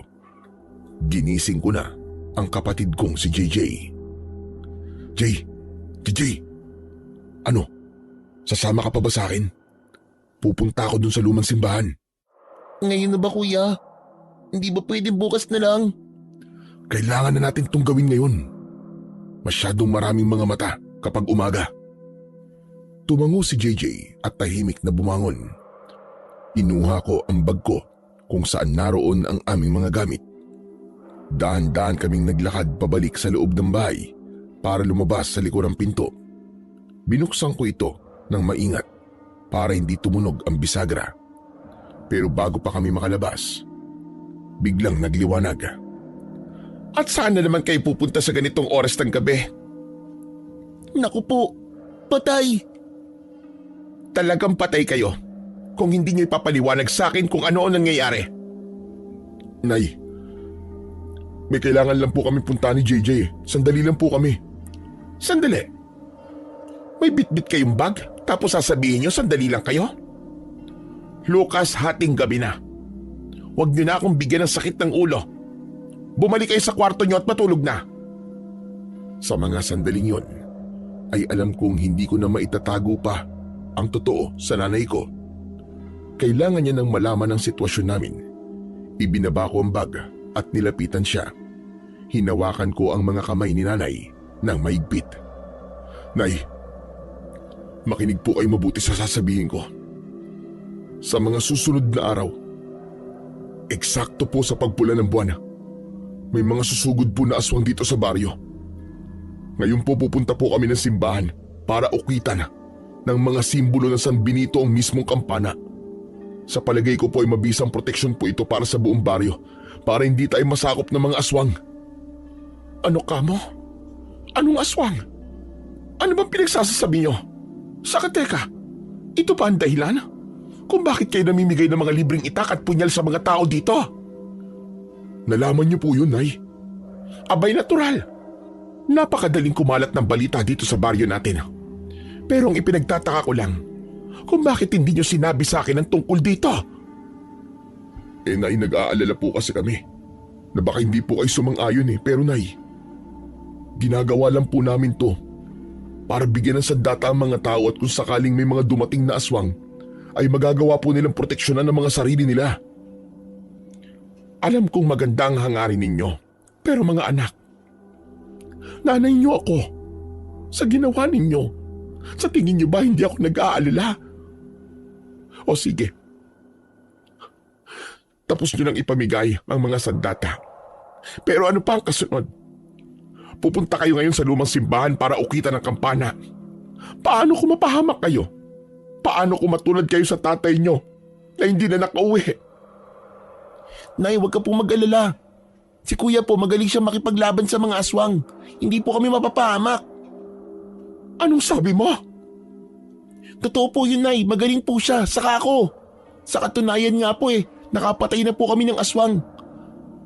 At yun nga po, Nay. Kapag dumating po ang pulang buwan, doon sasalakay si na Roman. Roman? Sinong Roman yun, Lucas? Posible po si Roman, Nay. Yung kakilalo natin na Roman. Ano? Si Roman? Yung kaibigan mo na palaging nakikikain dito sa atin noon? Paano nangyari yun? May kawa na siya ng mga aswang ngayon. Isa na siyang leader ng aswang. Hindi pa po ako sigurado, Nay. Dahil di ko pa naman po siya nakikita Pero malakas po ang kutob ko na siya nga ang leader ng mga aswang. Sa bagay, posible nga yun. Dahil di ba noon ay naging usap-usapan na mas pinili niyang maging masama kaysa tumulad kay Cabino na ama niya. Ano, Nay? Teka. Ano po sabi niyo? Hindi naman tatay ni Roman si Cabino, di ba? Anak, tatay talaga niya si Cabino. Lihim na naging magkasintahan ang nanay ni Roman at si Cabino noon. Pero nalaman yun ng asawa ng nanay niya. Dahil sa tindi ng selos at galit, gumawa siya ng kwento para mapasama sila sa mata ng mga tao. Talaga? Kaya pala ganun ka-espesyal si Roman kay Cabino. Pero ano ba talaga nangyari nun, Nay? Bakit hindi ko to alam? Hindi mo alam dahil wala ka namang pakialam sa paligid mo noon, anak. Yung pagsasanay niyo kay Cabino, doon ka lang nakatutok. Pero ako, dahil nagtitinda ako sa palengke, sagap ko ang lahat ng chismis. Alanay, chismosa din po pala kayo? Tumahimik ka. Hindi ako chismosa, ha? Hindi lang maiwasan na mapakinggan ko mga kwento-kwento. Ang nangyari kasi noon, mismong ang tatay ni Romana ang nag-umpisa ng lahat. Sinabi niyang mangkukulam ang asawa niya. Nandiwala naman yung mga tao. Sinunog nila ang bahay kung saan naroon ang nanay ni Romana. Nung nakita naman na kinikilalang tatay ni Romana ang nangyari, doon lang siya natauhan. Kaya lang huli na. Sinubukan pa ng lalaki na iligtas ang asawa niya. Pumasok siya sa nasusunog na bahay. Pero pareho silang nasunog. Yun, Nay. Yun yung naabutan namin nun. Yung natupok yung bahay nila at namatay ang mga magulang niya. Ang buong akala ni Roman nun, biktima sila ng kawalang hiyaan ng mga tao rito. Pero ang hindi niya alam, kagagawan pala to ng kinikilala niyang tatay. Oo, Lucas. Nay, dahil doon kaya siya naging masama. Kung bakit po mas ginusto niyang gumamit ng baligtad na kapangyarihan dahil akala niya pinagtulungan at pinagmalupitan sila ng mga tao kahit walang mabigat na dahilan. Yun na nga anak ang nangyari. At si Cabino naman pagkatapos na masunog ang kubo ng mag-asawa. Siya naman ang pinagbalingan ng mga tao. Pinalaya siya dito sa sentro ng baryo. Kaya naman doon siya tumira. Sa dulo nitong baryo natin. Natahimik ako. Ngayon ay mas malinaw na sa akin ang galit ni Roman. Hindi lang ito basta paghahangad ng kapangyarihan. Ito ay matinding hinanakit sa baryong naging malupit sa kanila. Pero kahit ganon, hindi pa rin katwiran yun para pumatay siya ng mga inosente. Sige na, mabuti pa'y umalis na kayo. Gawin niyo kung ano ang mabuti niyong gawin para sa lahat. Basta ipangako niyo sa akin na mag-iingat kayong dalawang magkapatid. Opo, na ipangako. Mag-iingat po kami at babalik agad. Mabilis kaming naglakad ni JJ patungo sa simbahan. Pagdating namin doon, ay pumasok kami sa simbahan. Matagal na kasing abandonado yun. Kaya malaya lang na nakakapasok ang kahit na sino. Inakyat namin ang simboryo at maingat na kinalas ang pagkakatali ng hindi naman kalakihan at kabigat na kampana. Pinagtulungan namin itong ibaba at iningatan na hindi tumunog. At nang tuluyan na naming naibaba, agad kong sinimulan na ukitan ang loob nito, yung mismong tatamaan ng dila ng kampana. Inukit ko doon ang mga letra na makikita sa medalyon ng San Benito. Ito ang mga sagradong titik na proteksyon laban sa masasama. Habang nag-uukit ako, si JJ naman ang dahan-dahang nagbubuhos ng tubig na pinagbabarang ng medalyon sa bawat letrang natatapos ko. Kasabay nito, pabulong kong binibigkas ang orasyong itinuro sa akin ni Cabino. Nang matapos namin ang lahat, ay maingat ulit naming ibinalik ang kampana sa pagkakasabit. At pagkatapos nun, ay bigla akong kinalabit ni JJ. Kuya, tingnan mo. May aswang sa bahay ni na Ate Halia. Si Halia ay buntis sa baryo na malapit ng mga anak. Totoo nga ang sabi ni JJ. May aswang na umaaligid sa bahay ni Halia. Nakita kong dahan-dahan itong umakyat sa pader. Parang butiki. Nagumagapang papunta sa bubungan. Kuya, anong gagawin natin ngayon? Mukhang pagkakataon na natin to, JJ, para magkaroon tayo ng sariling kawan. Sige kuya. Ano, tara? Sige. Tara! Mabilis kaming bumaba sa tore. Halos lundagin namin ang bawat baitang ng hagdan. At pagbaba namin, tumakbo na kami patungo sa bahay ni Halia. Pagdating namin sa bakuran nila, tiningala ko ang bubungan. Naroon na ang aswang, nakadapa at dahan-dahang binubunot ang mga nipa para makagawa ng butas. Mabuti na lang, naidala ko ang aking pana. Kaya naman, buong puwersa ko tong itinutok sa aswang na nasa ibabaw ng bubong. Si JJ naman, alertong namulot ng bato sa paligid. Sa isang hudyat ko, agad na ibinato ni JJ ang hawak niya sa bahagi ng dingding, kasabay ng malakas na kalabog. Nakuha namin ang atensyon ng nilalang. Lumingon ito sa amin, nanlilisik ang mga mata at handa ng sumugod. Doon ko na pinakawalan ang aking palaso. Tumama ito sa balikat niya. Umalingaw-ngaw ang isang nakakangilong tili. Nawalan ng balanse ang aswang at bumagsak ito mula sa bubungan. Kasabay nito, nagsisisigaw na rin si JJ. May aswang! May aswang mga kapitbahay! May aswang! Dahil sa gulo, nabulabog ang buong baryo. Nagsimulang magbukas sila ng mga ilaw, bintana at pinto. Lumabas ang asawa ni Halia, pati na ang iba pang mga lalaki sa paligid. Bit-bit ang mga itak na bigay ko. Nakita nila ang nilalang na nakabulagta sa kalsada. Pilit na bumabangon habang iniinda ang palasong bumaon sa balikat niya. Sa gitna ng pagkakagulat at takot, ay nanaig sa asawa ni Halia ang galit. Alam niyang yung mag-ina niya ang punteriya ng aswang.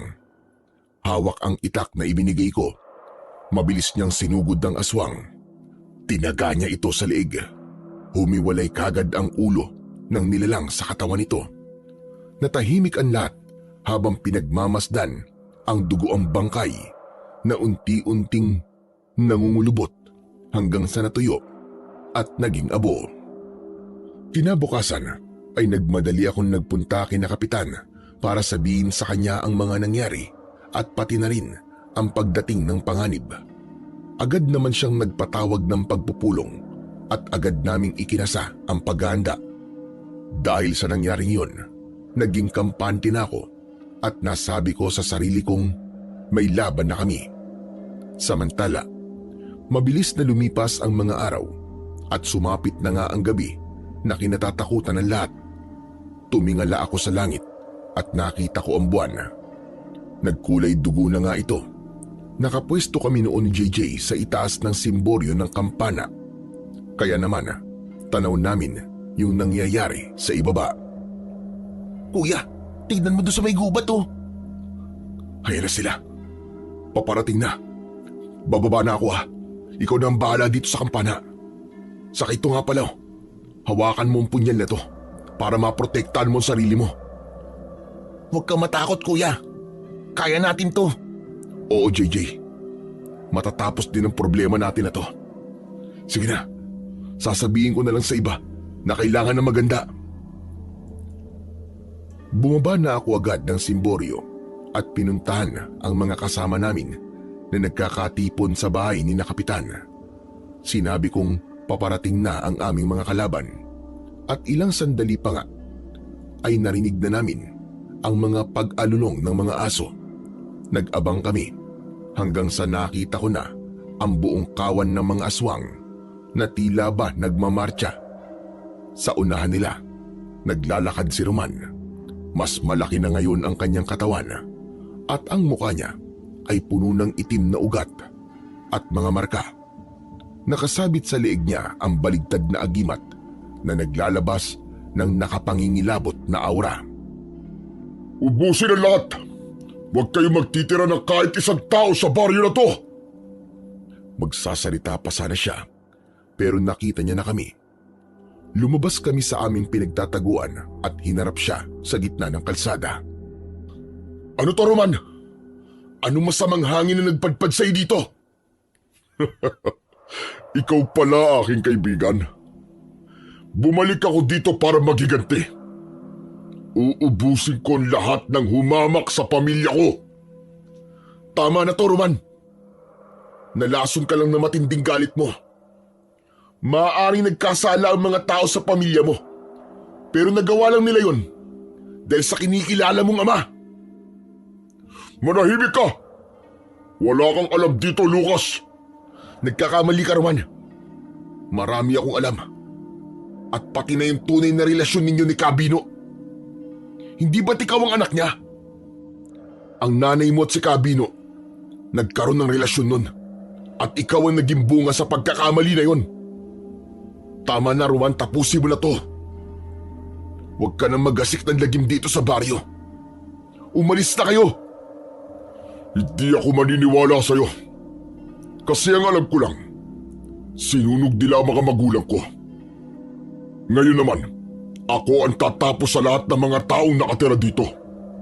Pagbabayaran nila ang pagpaslang sa mga magulang ko. Sa isang kumpas ni Roman, sumugod ang mga aswang at nagsimula na nga ang bakbakan. Ngayon na mga kasama! Sugod! Hindi tayo magpapatalo! Walang aatras! Umiwas ako sa isang kuko na muntik nang humiwa sa mukha ko.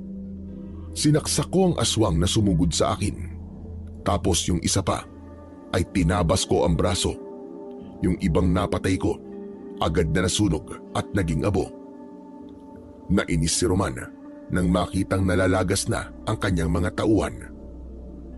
Nanlilisik ang mga mata niyang tumingin sa akin.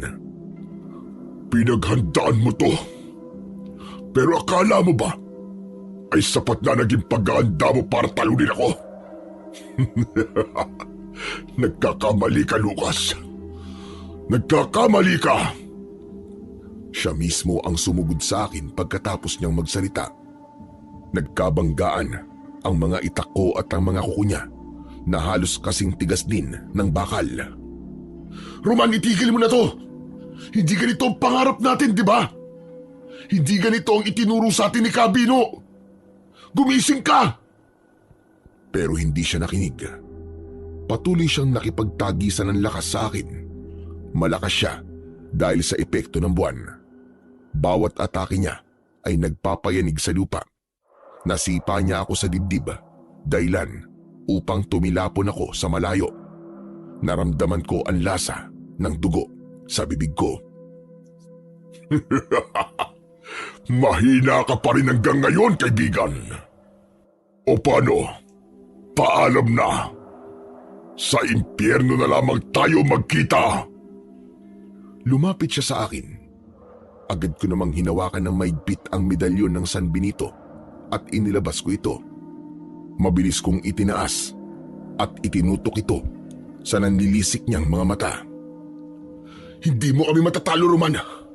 Dahil ang kapangyarihan mo ay galing sa dilim at ang sa amin ay galing sa liwanag. Bade retro, Satana!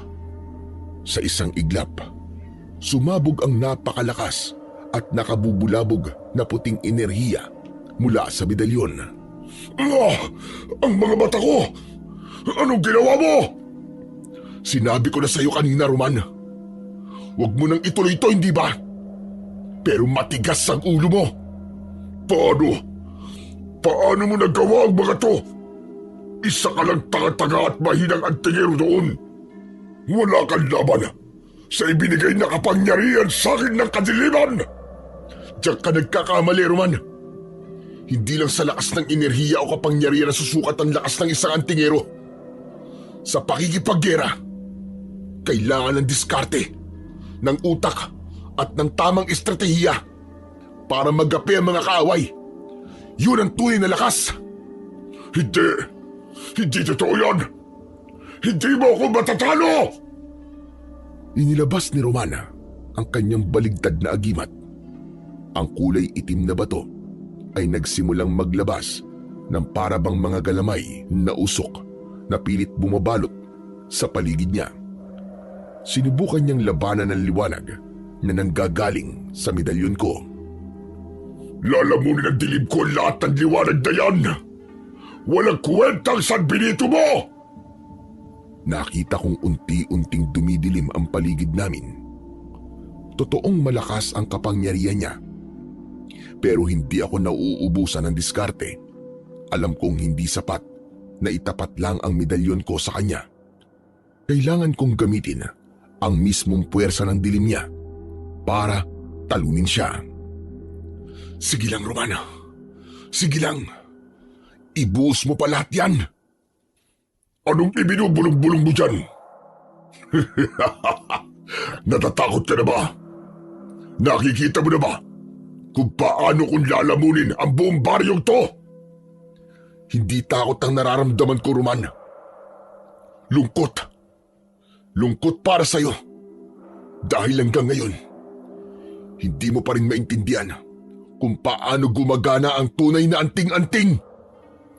Sa halip na itulak palayo ang itim na usok na bumabalot sa akin, Dahan-dahan kong ibinaba ang depensa ko. Hinayaan kong dumikit ang dilim niya sa medalyon ng San Benito. Ayan na! Ayan na! Wala na ang liwanag mo! Wala ka ng silbi, Lucas! Wala ka ng silbi! Pero hindi alam ni Roman na yun talaga ang plano ko. Ang medalyon ng San Benito ay parang salamin. Kapag hinaluan mo ng matinding dilim, mas lalong nag-aalab ang liwanag nito sa loob. Hinintay kong maubos ang itim na usok sa paligid niya at mapunta lahat sa akin. Nang maging itim na ang buong paligid ko, doon ko binitiwan ang isa ko pang alas. Ngayon, Roman, tikman mo ang balik ng lahat ng galit na inipon mo! Muli kong binanggit ang dasal ng San Benito, ang crux sacra sit mihi lux, na ang ibig sabihin, ang banal na krus ang maging liwanag ko. Sa isang iglap, ang itim na usok na dapat ay lalamon sa akin ay biglang nagbago. Hindi na ito madilim, kundi naging puting apoy. Ang ginawa ko, hinayaan kong pumasok ang lahat ng masamang enerhiya ni Roman sa loob ng aking medalyon at doon binaligtad ko ang puwersa nito. Ang lahat ng galit at dilim na pinalabas niya ay ginawa kong purong liwanag at mismong atake ni Roman ang ginamit kong gatong para mas lalong lumakas ang kapangyarihan ng San Benito. At dahil din dito, biglang nagliwanag din ang mga itak at punyal na hawak ng mga tao sa baryo. Tila ba naging karugtong ng kapangyarihan ng San Benito ang mga yon. Dahil dito, mas naging madali para sa mga kapitbahay ang pagpaslang sa mga aswang. Isang hagupit lang ng talim, agad na nagliliyab ang mga halimaw at nagiging abo. Walang hiya ka, Lucas! Walang hiya ka! Tama na, Roman! Ang puting apoy ay naglabas ng isang malakidlat na liwanag at tumama ito sa dibdib ni Roman. Nabasag ang kanyang agimat at nagkapira-piraso. Ang agimat ko! Hindi maaari! Hindi maaari ito! Dahil sa lakas ng pagsabog, tumalsik si Roman ng ilang metro at malakas na bumagsak sa gitna ng kalsada. Kasabay nito, ang mga aswang na nasa paligid ay unti-unting nanghina at naging abo dahil nawala na ang kapangyarihang nagbubuklod sa kanila. Nilapitan ko si Roman na hirap nang bumangon. Roman, makinig ka. Hindi ka likas na masama. Alam kong masakit ang nangyari sa pamilya mo. Pero may puwang pa para magpatawad ka at patawarin. At para magbago. Magbago? Pagkatapos ng ginawa nila? Hinding-hindi, Lucas. Kung mamamatay ako, isasama ko kayong lahat! Sa isang biglang galaw, iwinasiwas ni Roman ang kanyang matalim na kuko. Hindi ako ang tinatarget niya, kundi si Kapitan na nakatayo malapit sa kanya. Akmang sasakmalin niya na si Kapitan nang itaas ko ang kamay ko bilang mudyat. Ang kampana, JJ! Ngayon na! Umalingaw-ngaw ang tunog ng kampana. Sa bawat kalembang, napasigaw si Roman sa sakit. Napapahawak siya sa kanyang ulo at nanginginig ang buong katawan. Nakita naming unti-unting nagbabago ang itsura niya. Ang mahahaba at maiitim niyang mga kuko ay bumalik na sa normal na kamay ng tao. Itigil niyo yan! Itigil niyo yan! Tama na! Tama na! Maawa kayo! Tama na! Sa gitna ng kanyang paghihirap, isang bulto ng tao ang biglang lumitaw mula sa dilim. Nagulat ang lahat nang makilala namin kung sino yun. Si Cabino. Mabilis niyang nilapitan si Roman at niyakap ng maigpit ang kanyang anak. Anak, tama na! Tama na, Roman! Nandito na si tatay! Bitiwan mo ako! Kasalanan niyo to! Kasalanan niyo ang lahat! Alam ko, anak. Patawarin mo ko dahil wala ako sa tabi mo nung kailangan mo ako. Pero wag mong ubusin ang buhay mo sa paghiganti. Masakit mawalan, pero mas masakit ang mabuhay sa dilim habang buhay. Anak, Roman, maawa ka sa sarili mo. Maawa ka sa nanay mo. Hindi niya gustong makita kang nagkakaganyan. Huwag mong sayangin ang kaluluwa mo, anak. Sa pag-alo sa kanya ni Cabino, unti-unting kumalma si Roman. Napahagulgul na lang siya sa balikat ng kanyang tunay na ama. Hanggang sa tumingin sa akin ang matanda. Lucas, iho. Nakikiusap ako sa iyo. Hayaan mo na ang anak ko. Ako na ang bahala sa kanya mula ngayon. Itatama ko ang lahat ng naging pagkukulang ko. Pabayaan mo lamang ang anak ko. Sige po, Cabino. Pagbibigyan ko kayo. Pero siguraduhin niyo lang po na hindi na po siya babalik sa paggawa ng masama. Oo, Lucas. Pangako. Pinapangako ko yan. Babaguhin ko ng tuluyan ang kanyang pagkatao. Maraming salamat sa iyo, Lucas. Inalalayan ni Cabino ang nangihinang si Roman paalis. Sinundan nila ang daan patungo sa dulo ng baryo habang naglalakad sila palayo sa amin. Unti-unti na ring sumisikat ang araw sa silangan. Tapos na ang gabi ng pulang buwan at masaya ko dahil ligtas na ang aming baryo. Matapos ang labanan, ginamit namin ang dagta ng puno para gamutin ang sugat ng lahat ng mga sugatan at pinainom upang maalis ang kamandag ng mga aswang. Samantala, lumipas ang ilang buwan. Matapos ang madugong gabing yun, bumalik na sa normal ang buhay ng lahat sa aming baryo. Dahil sa nangyari, ay naging mas matibay ang samahan ng mga tao. Pero isang araw, nabalitaan na lang namin ang isang malagim na balita mula sa dulo ng baryo. May natagpuan daw silang mga bangkay doon sa may bakuran ni Cabino sa mismong ilalim ng malaking puno ng dita. Pagdating namin doon ni JJ, halos hindi kami makalapit dahil sa nakakasulasok na amoy na kumakalat sa hangin. Isang buwan na pala silang nandun, kaya hindi na makikilala ang kanilang mga muka. Ang mga katawan ay maitim na, lobo na ang mga tiyan, at halos matunaw na ang laman dahil sa mga uod. Nakilala na lang sila sa kanilang mga suot na damit. Nalungkot ako para sa kanila. Sa kabila ng lahat ng ginawa ni Cabino para maisalba ang anak niya, nilamon pa rin sila ng malupit na tadhana. Inilibing namin sila ng maayos sa kanila mismong bakuran. Ako naman, ganun pa rin. Tuloy ang buhay kasama ang kapatid kong si JJ at ang mabait kong nanay. Tinanggap ko na rin na ito talaga ang tadhana ko. Hindi na lang ako basta-bastang panday ngayon. Isa na akong antingero na tagapangalaga ng San Benito at permanenteng nakatalaga bilang protektor ng aming baryo. Pagkatapos ng madugong labanan, nagluto ng masarap si Nanay Meli.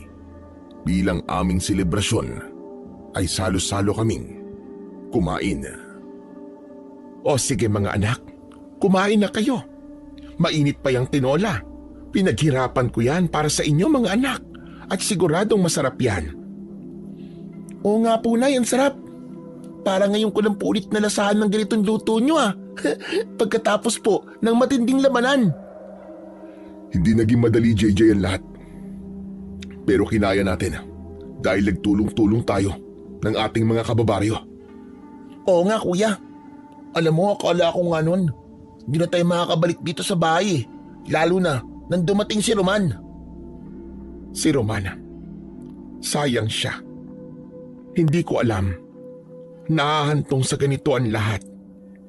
Abay, napakabait niyang bata dati. Ako nga rin nangihinayang. Biruin niyo. Siya pa mismo ang nanguna sa mga aswang. Parang binaliwala niya ang lahat ng mga itinuro sa amin ni Cabino na kanyang ama. Pero kuya, bakit kaya no? Bakit niya pinili yung ganong landas? Alam mo, may mga tao talagang pinipiling talikuran ng liwanag, JJ. Kahit alam nila kung ano ang tama.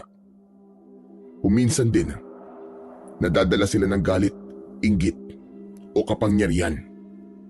Ganun na ganun ang nangyari kay Roman. Ay nako, tama na yan. Huwag na nating isipin ang nakaraan. Ang mahalaga kayo mga anak. Pinili nyo ang maging mabuti. Pinili nyo ang tama. At nagtagumpay kayo. Ipinagmamalaki ko kayong dalawa mga anak. Lalo na, alam ko na ipinagmamalaki kayo ng inyong ama. Kuya, ano na po ang sunod nating gagawin? Ano ng plano? Hindi pa tapos ang laban, JJ. Marami pa rin panganib sa baryo. At kailangan tayo ng mga tao. Hindi tayo dapat magpakampante. Maaaring may mga aswang pa rin na posibleng umatake sa ating baryo. Ibig sabihin kuya, tuloy pa rin tayo? Makikipaglaban pa rin tayo sa mga aswang kapag may sumalakay dito? Siyempre naman. Bilang magkapatid at bilang mga antingero, ipagpapatuloy natin ang nasimulan ng tatay natin. Pero mga anak, palagi kayo mag-iingat sa mga laban nyo. Hindi ko kayang mawala kayo sa akin. Pero yun nga, hindi nawawala ang pananampalataya ko sa Panginoong Diyos na palagi niya kayong babantayan at gagabayan at ilalayo sa mga masasamang pangyayari. Nay, hindi po kami mawawala. Pangako yan. Tulad nga po ng sinabi nyo, hindi po kami pababayaan ng Diyos at ng aking sambinito. Tama po si Kuya Nay.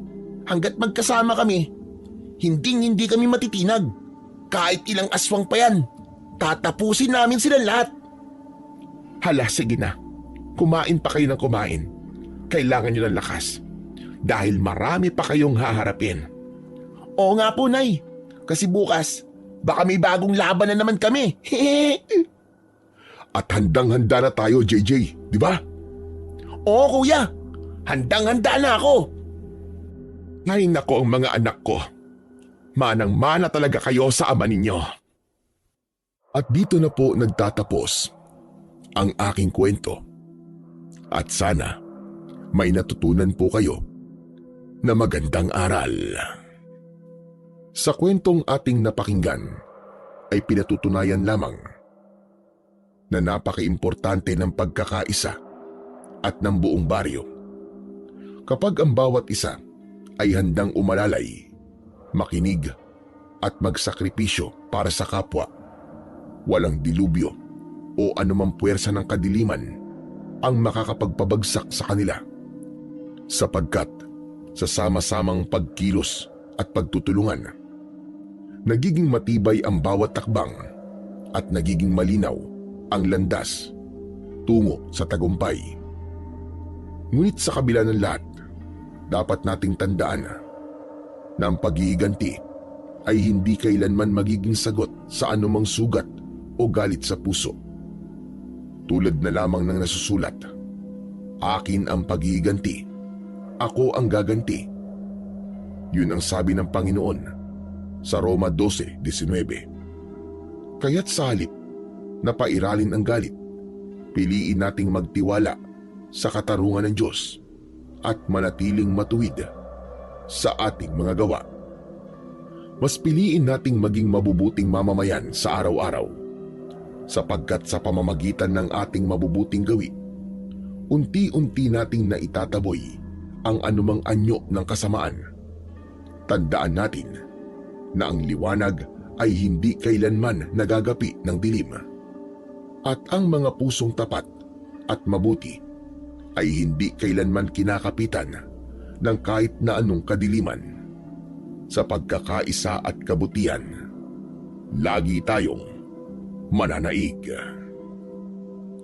Maraming salamat po sa walang sawa niyong pakikinig at pagsuporta sa aking mga YouTube channel na The Voice Addict at mga kwento ni Apong Isaac.